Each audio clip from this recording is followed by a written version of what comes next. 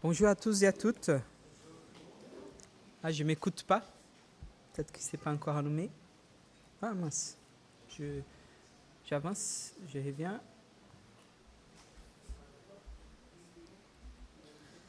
Petite confusion.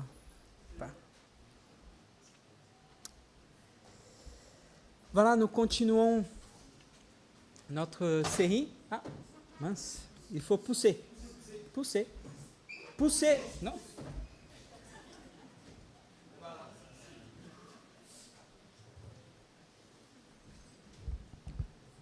Moi aussi, parfois j'ai la difficulté entre pousser et tirer. C'est normal. Donc voilà, ce matin, nous allons continuer notre série sur 1er Corinthiens. Là, aujourd'hui, c'est chapitre 1er, de versets 26 au 31.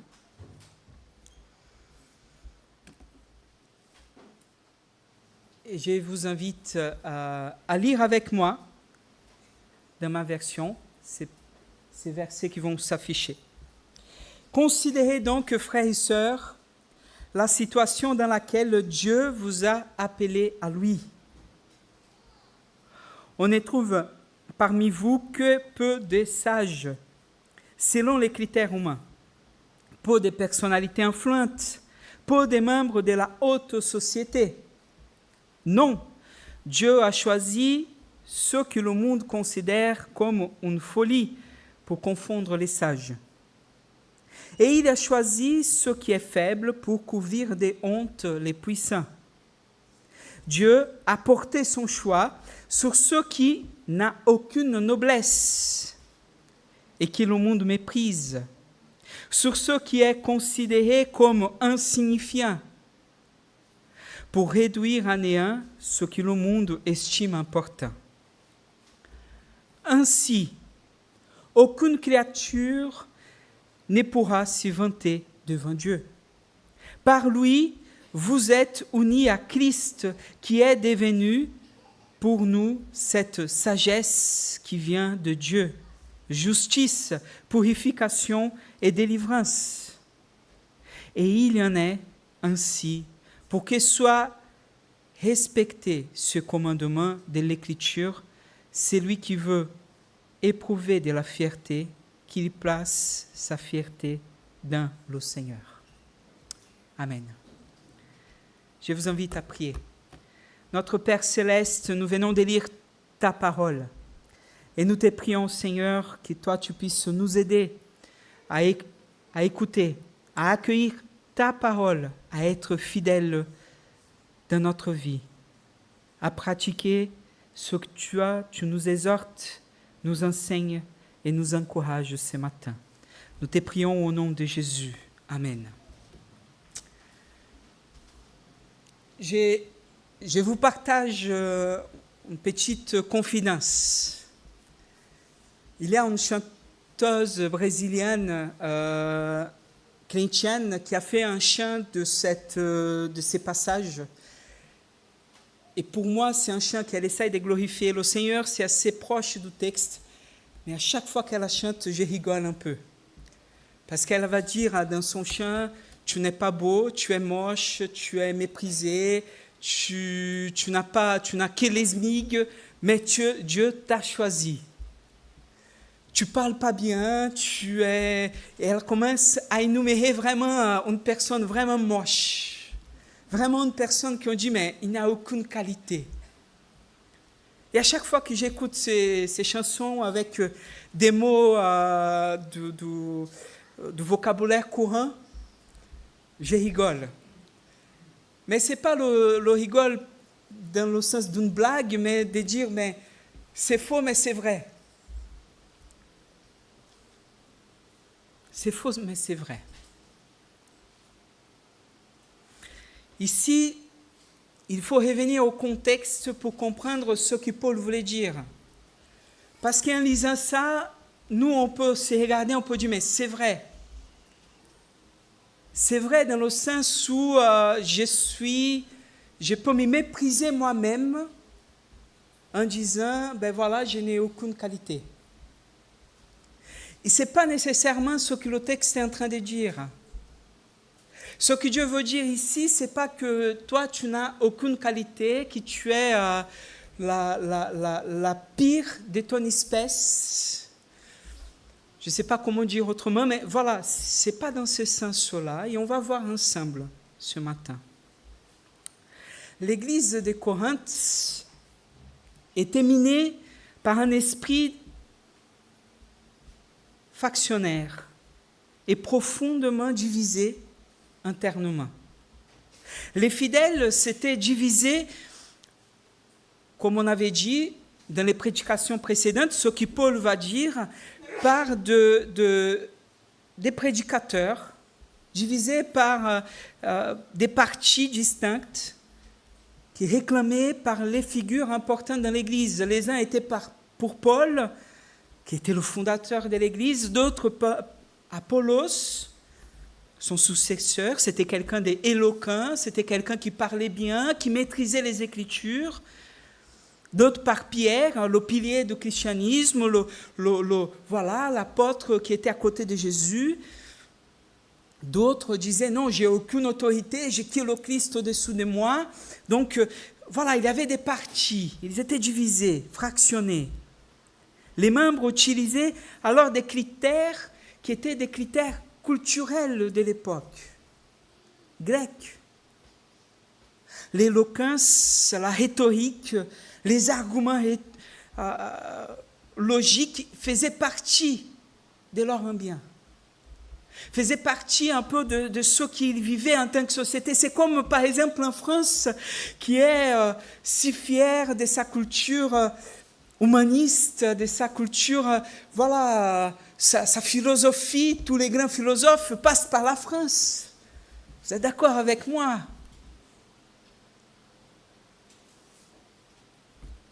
Voilà. La fierté, ils s'est rencontrés en place publique pour débattre. Et il avait cette culture de débat où les uns parlaient contre les autres. Ils étaient fiers de ça. Corinthe était situé à Achaïe, près d'Athènes. Était l'un des grands centres culturels de son époque, centre philosophique, le savoir. Et les citoyens y accordaient une importance, et même une importance démesurée à ces sophistes, à ces orateurs. L'Église naissante a calqué son comportement dans cette vie séculière. Et voilà que l'Église s'y voyait un peu dans ces fan-clubs, dans ces petits clubs fidèles les uns aux autres, aux personnalités, aussi à débattre. D'ailleurs, les mots que Paul va utiliser pour parler de cette division, c'est des mots forts. Le mot grec schisma, un schisme, une déchirure. C'est la métaphore d'un vêtement qui est déchiré. Une église qui devait être unie, les voilà séparés.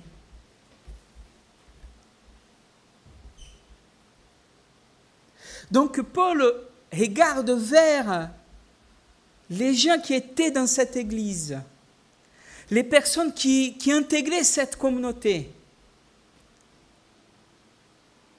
Et son constat était, voilà, qu'au milieu de vous, il n'y a pas les grands orateurs. Voilà qu'au milieu de vous, il n'y a pas les gens de la noblesse. Même si dans la lettre, l'épître aux Romains, il va parler du trésorier de la ville qui faisait partie de l'Église. Mais voilà, ce n'était pas formé de ces personnes-là.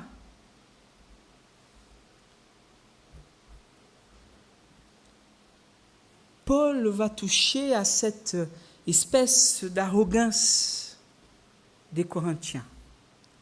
Paul utilise un argument rhétorique implacable. Il leur demande de regarder leur propre miroir spirituel et social. Dieu n'a pas basé son appel à l'efficacité de l'élite du monde.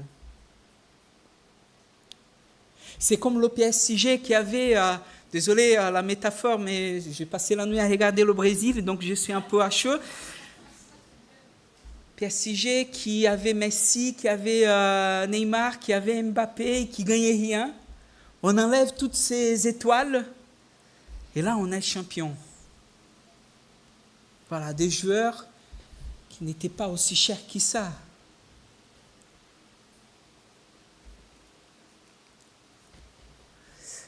Le monde grec-romain était dirigé par les élites dominantes. Et dans ces élites, il y avait 3 critères qui Paul va les énumérer dans son texte. D'abord, la sagesse. Les gens qui étaient éloquents, les gens qui savaient parler, les gens qui avaient des études. Voilà que moi, par mes études, je trouve une place dans la société. C'était quelqu'un qui était mis en hauteur, en évidence. Le 12e, c'était la classe politique, militaire, les puissants, les gens qui prenaient la décision. Tu vois, les gens qui on va et qui, avec un appel, je résous toutes les affaires. Les personnes qui avaient à l'époque le 06 des Trump, des Poutini, des Macron. Et après, c'était l'aristocratie, la noblesse, les héritiers. Au Brésil, on parle de ceux qui sont nés dans le berceau d'or. Je ne sais pas comment on dit en France. Voilà, les gens qui ne souffrent pas, comme moi et comme toi. Paul énumère ces 3 catégories en affirmant que parmi les appelés des Corinthes, il n'y a, et je cite, que peu de sages selon les critères humains, peu de personnalités influentes, peu de membres de la haute société. Paul va les décrire, même au-delà de ça. 1 Corinthiens chapitre 6, versets 9 à 11, je n'ai pas mis, mais je vais vous lire. Il va les décrire de cette façon. Ne savez-vous pas que ceux qui pratiquent l'injustice n'auront aucune part du royaume de Dieu? Ne vous y trompez pas. Il n'y aura point de part dans l'héritage du royaume pour les débauchés, pour les idolâtres, pour les adultères, pour les pervers, pour les homosexuels, ni pour les voleurs, les avares, pas plus que pour les ivrognes, les calomniateurs, les malhonnêtes. Voilà bien ce que vous étiez, certains d'entre vous. Voilà d'où ils ont été retirés par la grâce de Dieu.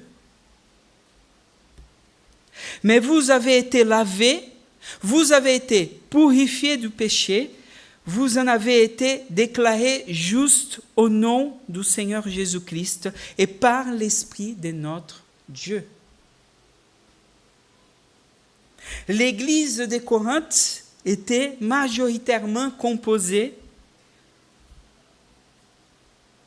par le commun des mortels, par des personnes ordinaires, voire même par des gens qui sont des marginaux, en marge de la société, des personnes transformées par la grâce de Dieu. Voilà. Paul vient, dans sa rhétorique, dans sa façon de travailler, il vient pour dire, mais regarde qui vous êtes, d'où vous venez, quelle gloire il y a pour ceux qui vous êtes.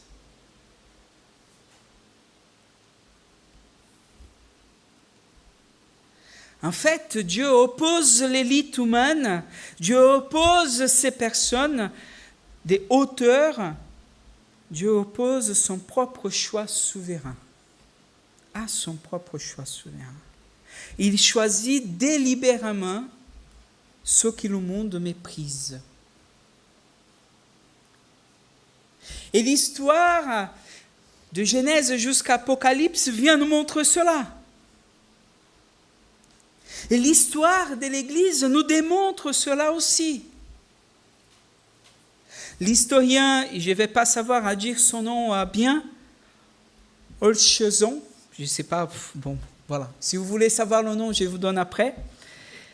Je vais le citer, il dit ça de l'histoire de l'Église. Il va dire « Toute l'histoire de la croissance et du développement de l'Église du premier siècle, c'est une victoire progressive des ignorants sur les érudits et des humbles sur les puissants, jusqu'à l'empereur lui-même a déposé sa couronne devant la croix de Christ au IVe siècle. » L'histoire des premiers siècles de l'Église, c'est des personnes lambda.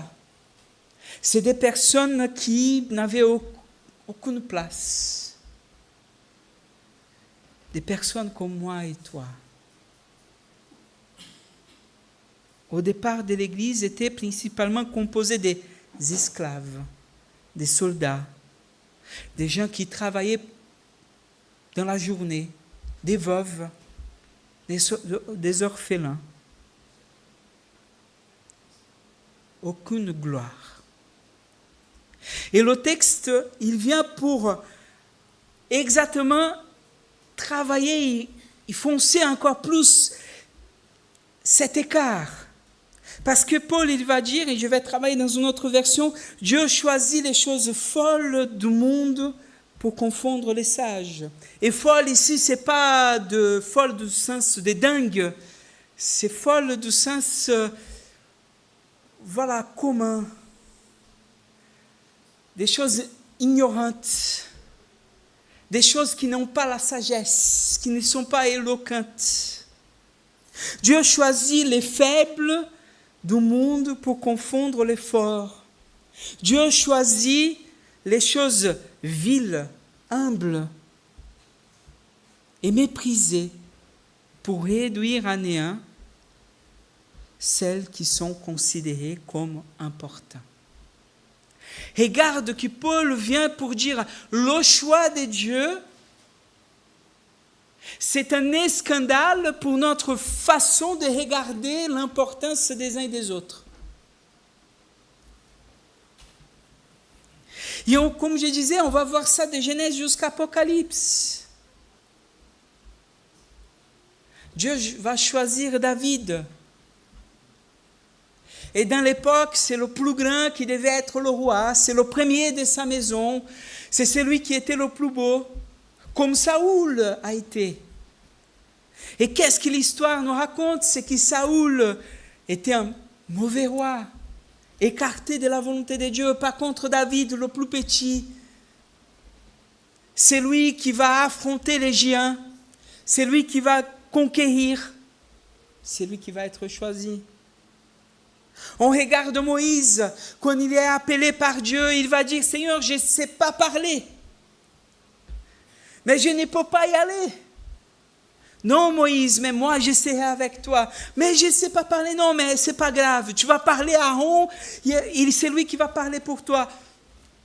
Je serai avec toi. Bref, l'histoire du peuple de Dieu est remplie d'histoires des hommes et des femmes dans laquelle, dans le jugement humain, n'a aucune qualité. Et pourtant, ont été choisis, appelés par Dieu.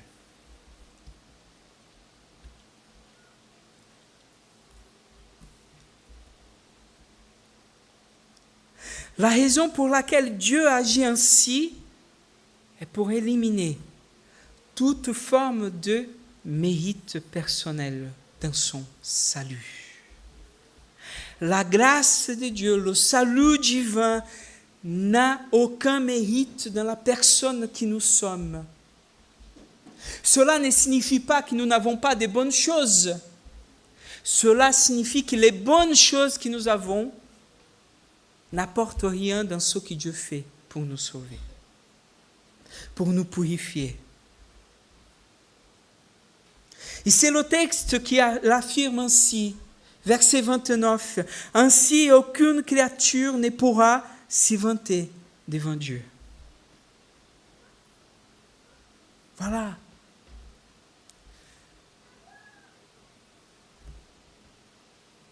Dieu nous choisit, non pas par ce que nous sommes, non pas par les choses que nous pouvons donner ou que nous allons donner un jour. Dieu nous choisit par pure grâce. C'est ce que Paul est en train de nous dire. Je résume. Et il va finir avec cette citation de Jérémie 9 en disant « C'est lui qui veut se glorifier, se vanter, être fier, qu'il se glorifie de ceci, d'avoir l'intelligence de me connaître, moi qui suis l'Éternel. » Dieu ne partage pas sa gloire. La gloire, c'est à Dieu. Dieu nous inclut dans sa gloire, mais c'est à lui. Au lieu de chercher, alors, Paul va dire, et c'est ça le conseil de Paul aux Corinthiens, et c'est ça le conseil de Paul pour nous aujourd'hui, au lieu de chercher des validations à travers les leaders humains, au lieu de trouver des validations dans ce que les gens vont vous dire,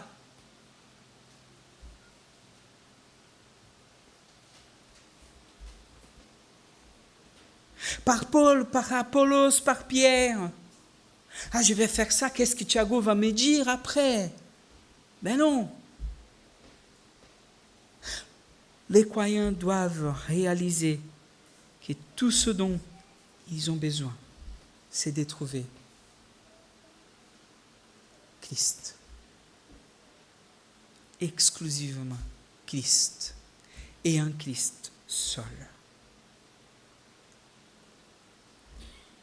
Dans le contexte de Paul, les philosophies de l'époque, stoïciennes, épicuriennes, débattaient sans fin sur les manières dont l'homme pouvait atteindre la sagesse, la justice.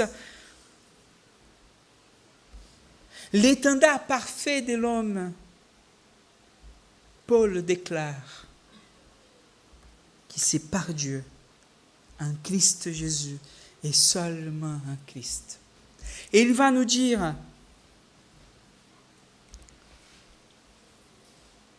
en Christ, nous avons sagesse. En Christ, il y a une connaissance qui dépasse toute connaissance humaine. En Christ, même ceux qui sont méprisés peuvent être le plus sages entre les hommes. En Christ, nous savons la justice, parce qu'en Christ, nous sommes déclarés justes devant Dieu. En Christ, nous pouvons changer ce que nous sommes. En Christ, nous pouvons transformer ce qu'il n'est pas juste dans notre cœur, chose qu'aucune sagesse ne peut faire. En Christ, nous pouvons être sanctifiés. Nous avons la capacité de rompre avec notre ancien péché. La capacité de rompre avec notre histoire, rompre avec ce qui nous emprisonne dans notre histoire plutôt. En Christ, nous avons la rédemption, la libération finale de la fatalité dans laquelle le péché nous a mis.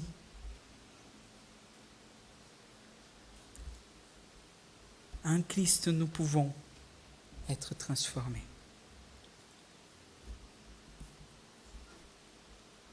Vous savez, l'homme le plus sage que j'ai connu dans ma vie, malgré tous les philosophes que j'ai pu connaître, et merci Seigneur parce que ce sont des hommes qui m'ont aidé, malgré les théologiens, et merci Seigneur, j'ai pu connaître des bons théologiens, des hommes sages, des traducteurs de la Bible, des hommes qui connaissent à fond et qui m'ont enseigné. Merci Seigneur pour leur vie. Mais l'homme le plus sage que j'ai connu n'a pas été à l'école, c'était mon grand-père. Appris à lire en lisant sa Bible. Il avait 35 ans. Ouvrier dans les champs. Aucun mérite pour lui. Il a appris à lire en lisant sa Bible. À sa conversion, son pasteur a dit « Toute la vérité, c'est ici. » Et tous les jours, il lisait, jusqu'à sa mort. Je raconte parfois cette anecdote. Mon grand-père, il est devenu sourd. Et la seule personne qui parlait très très bas et que personne n'arrivait à comprendre, c'était ma grand-mère.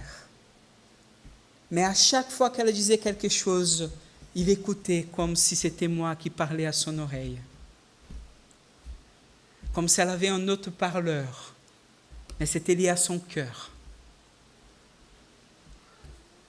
Mais à chaque fois, je me rappelle que fidèlement, sans rien comprendre du tout ce qui s'est passé au culte, tous les dimanches, il était à l'église. Et de temps à autre, le pasteur l'appelait à prier. Et à chaque fois, je me rappelle qu'avec mes cousins, on disait, mais qu'est-ce qu'il va prier aujourd'hui? Parce qu'il n'a rien compris. Il n'a rien suivi. Et à chaque fois, sa parole, sa prière était juste, profonde, remplie de sagesse. Un homme simple, mais que chaque fois qu'il a ouvert sa bouche, Dieu était avec lui.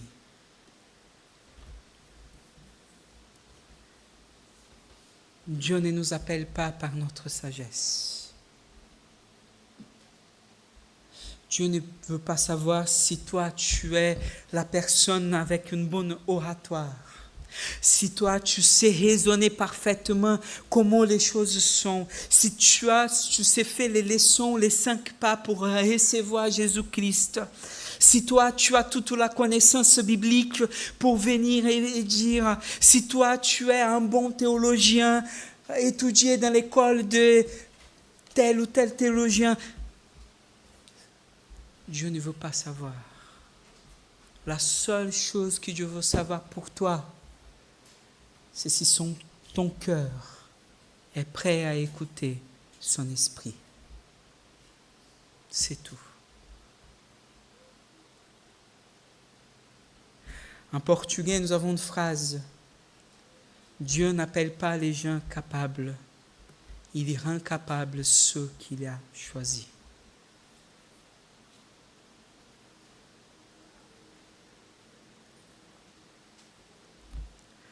Paul, dans ce qu'il nous dit là, il nous appelle à 3 compréhensions pratiques pour nous aujourd'hui. La première, c'est que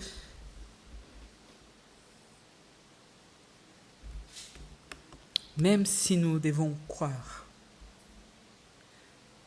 même si nous devons chercher à comprendre, à grandir en connaissance, même si nous devons apprendre à parler, Paul ne refuse pas le fait que nous devons apprendre et nous rendre capables pour accomplir la mission que Dieu nous a donnée. Paul ne fait pas l'éloge ici du mépris de la théologie, de la sagesse, c'est pas du tout ça. Paul nous dit, c'est pas à ça que nous devons mettre notre fierté. Ma fierté, c'est pas de le fait d'être proche des gens puissants, sages. Ma fierté ne doit pas être mise dans mes capacités de faire, d'accomplir. Paul nous dit, nous remet là, ici, ce matin. Comme on dit, remet les pendules à l'heure, c'est ça?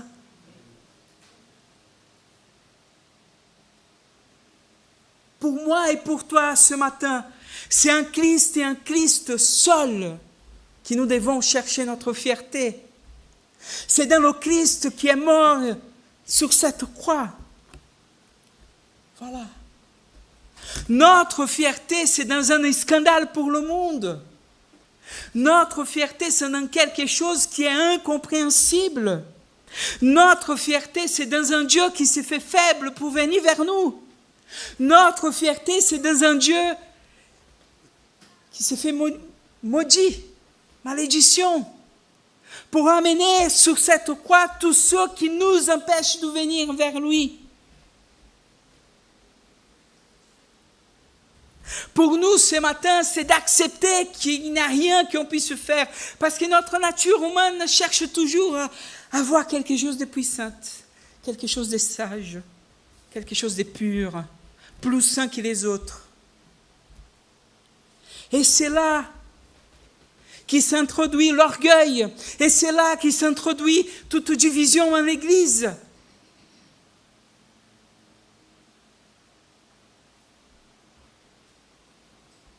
Deuxième chose, Paul nous demande de faire attention à la flatterie.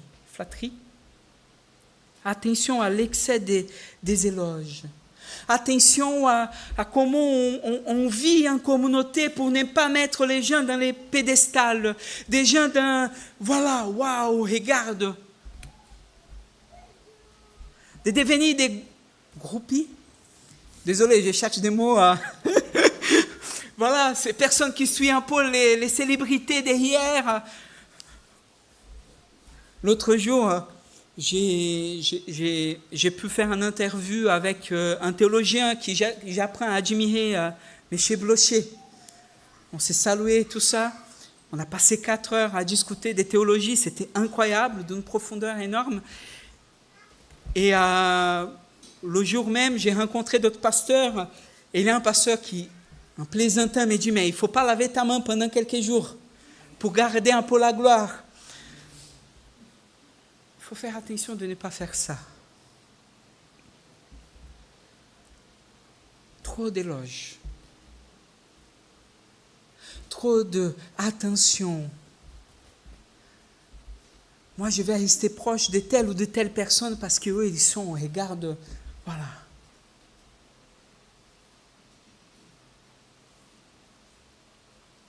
Troisième, Paul nous invite ici à briser la fausse humilité.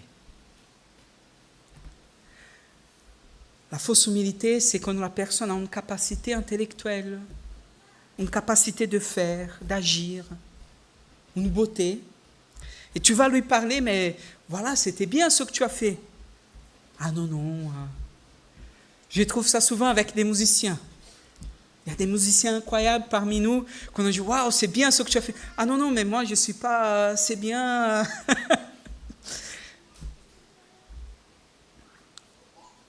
La fausse humilité, la fausse modestie, c'est une forme d'orgueil.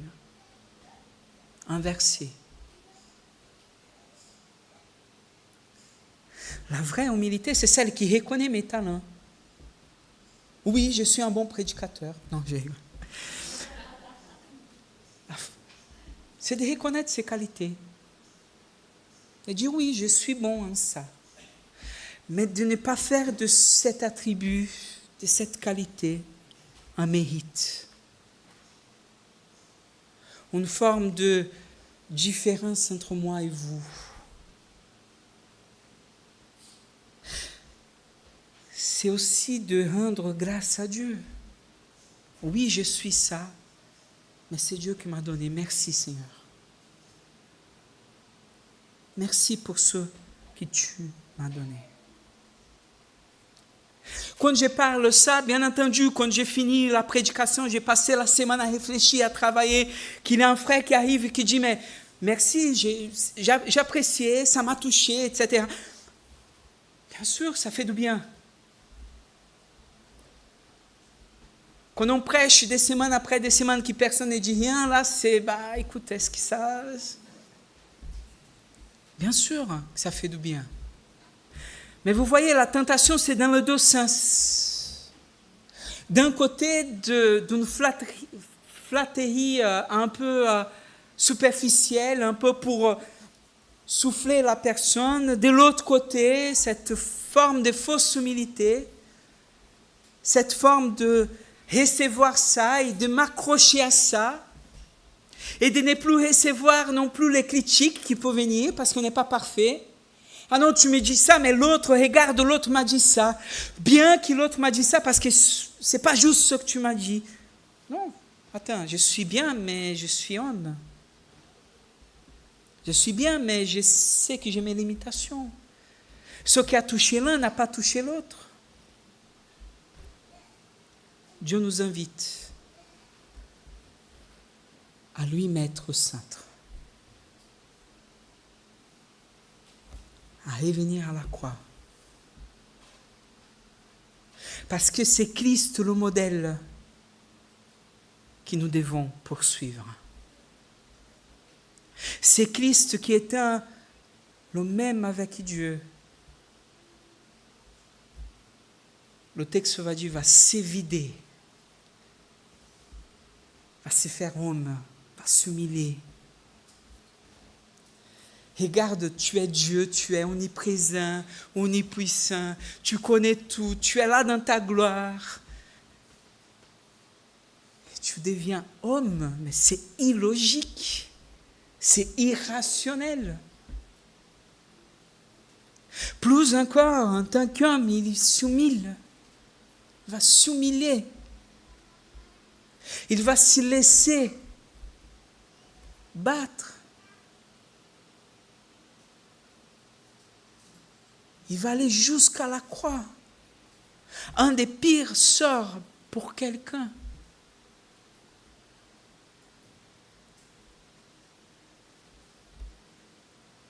Mais le texte biblique ne s'arrête pas là. Il dit, à cause de ça, Dieu va le placer au-dessous de tout autre. Non. C'est un Christ, c'est un Dieu. L'autre jour, j'ai lisé un texte qui disait, mais je ne dois même pas chercher la justice et la vengeance, mais laisser en Dieu la justice et la vengeance. C'est pas que je ne dois pas chercher mes droits en tant que citoyen, mais la vengeance.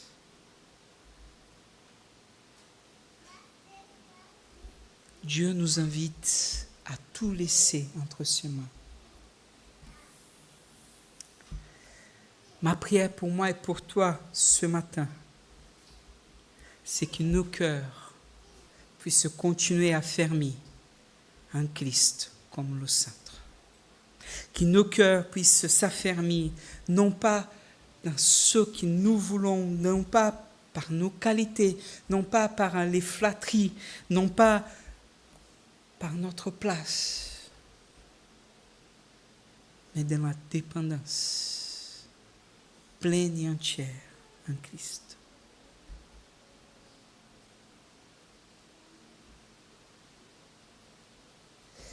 Ma prière ce matin, c'est qu'on n'écoute pas ces paroles en disant, mais regarde celui-là, il est toujours à côté de ce groupe-là. Regarde la sœur, toujours à parler de Saint-Esprit et à prier, mais regarde, c'est d'elle que Thiago parlait.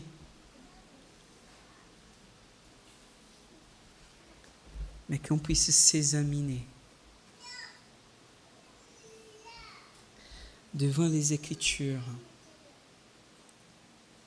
et qu'on puisse se laisser interpeller par Dieu ce matin. Dieu ne cherche pas une communauté parfaite.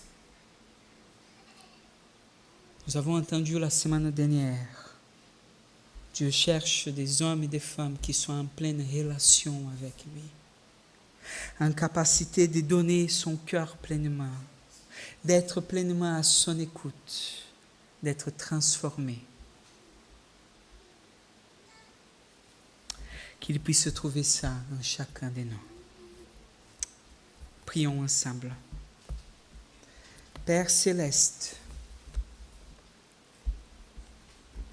que ta parole puisse nous faire réfléchir, nous interroger, qu'elle puisse nous exhorter, qu'elle puisse nous transformer, Que Christ puisse nous rédimir, nous pardonner. Tu connais le cœur de chacun et chacune. Ce n'est pas à nous de l'extérieur de juger, mais c'est à toi, Seigneur, d'interpeller, de transformer. Et ce matin, Père, nous te prions au nom de Jésus. Parle à nos cœurs, transforme. Permets à chacun et à chacune, selon la relation que nous avons avec toi,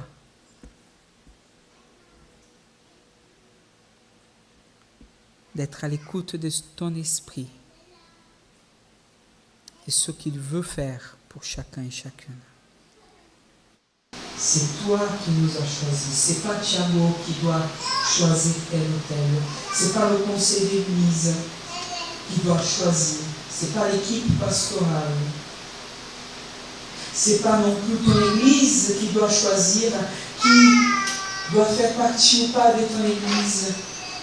C'est toi qui choisis. C'est toi qui appelle. Aidez-nous, Seigneur, à nous soumettre à ta volonté. Aidez-nous, Seigneur, à ne pas nous regarder sur les qualités de ce monde, sur les qualités culturelles, sur les qualités intellectuelles, sur la place de chacun. Mais que ta communauté puisse être à ton image et regarder ceux et celles que toi tu nous apportes et de nous réjouir et apprendre à nous aimer tels que nous sommes,